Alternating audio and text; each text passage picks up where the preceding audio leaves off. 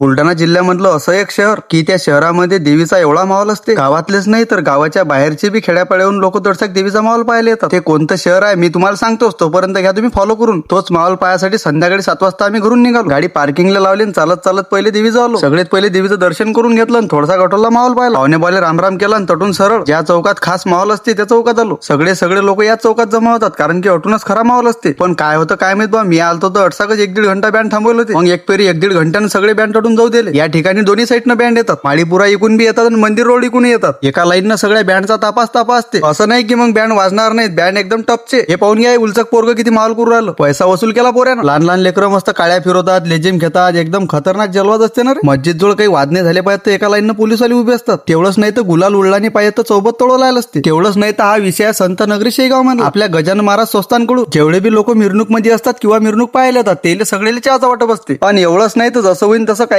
लोक आपल्या जरी स्टॉल लावून पाणी वाटप पण करतात. माझे व्हिडिओ कमसे कम 60-70 हजार लोक रोज पाहतात. पण त्यानं जर इमानदारीनं मनावर घेऊन जर मला फॉलो केलं मग सांगा बा तुम्ही 8 दिवसात तर माझ्या फॉलोअर्स कुठच्या कुठे जातात. पण तसं कधी होणारच नाही ना, कारण आपला मराठी माणूस आपल्या मराठी माणसाला पुढे जाऊ देणारच नाही. चला जय गजानन माऊली.